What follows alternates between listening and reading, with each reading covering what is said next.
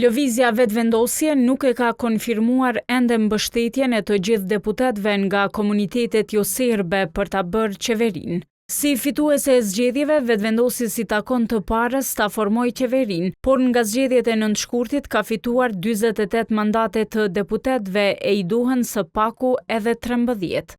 Përveç 3 deputetëve që do t'i ketë nevojshëm nga shqiptarët ose komuniteti serb, vetëvendosje llogarit në votat e 10 deputetëve të pakicave jo serbe.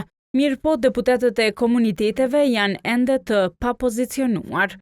Deputeti rom Albert Kinolli nuk ka treguar se si do të votojë, por ka thënë se do të jetë konstruktiv. E deputeti egjiptian Veton Berisha ka thënë se vetëm pas certifikimit të rezultateve do të dalë me qëndrim nëse e mbështet ose jo qeverinë e vetëvendosjes.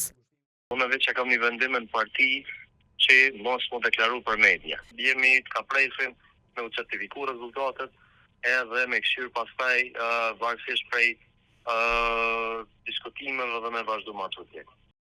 Deputetja bosnjake Duda Balje deri më tani e ka kushtëzuar publikisht votën e saj pro qeverisë LVV-s me reformë në arsim e themelimin e komunës bosnjake.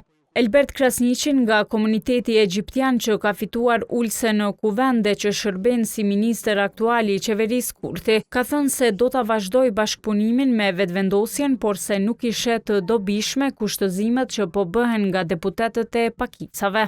Besoj fuqishëm që të gjithë kolegët e mi nga komunitetet pakicës në Kosovë, që kanë fituar një ulse në Kuvendin e Republikës Kosovës, tashmë janë të bindur se politika e kurrëzimeve nuk funksionon edhe partneriteti zhvillohet në besimin e ndërcjellë. Problematike për LVV-n mund të jetë edhe vota e deputetit Goran Adem Hoxha, i cili në legjislaturën e kaluar ka pasur më shumë bashkëpunim me deputetët serb sesa me ata të komuniteteve të tjera. E një legjislaturë më përpara, ai e kishte braktisur grupin 6+ për t'ju bashkuar në grup parlamentar listës serbe. Koha e ka kontaktuar Hoxhën, por ai prej 2 ditësh nuk është përgjigjur. Janë kontaktuar edhe deputetë të tjerë nga pakicat jo serbe që ende nuk janë pozicionuar, por nuk kanë dhënë përgjigje. Ndonë se as në LVV nuk janë përgjigjur se a e kanë të sigurt mbështetjen e komuniteteve jo serbe. Ministri Krasniqi thotë se ka vullnet në këtë drejtim.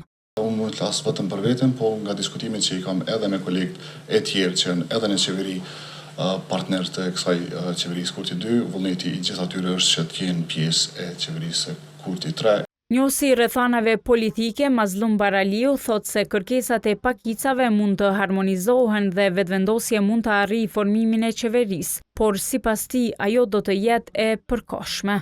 Mendon një deputet që mund t'i bashkangjitet, mund ta formojë qeverinë, ajo qeveri do të jetë qeveri e pakicës, mund të jetë edhe fragjile, mund të jetë edhe stabile, por mund të jetë po aq edhe e përkohshme deri në zgjedhjen e presidentit.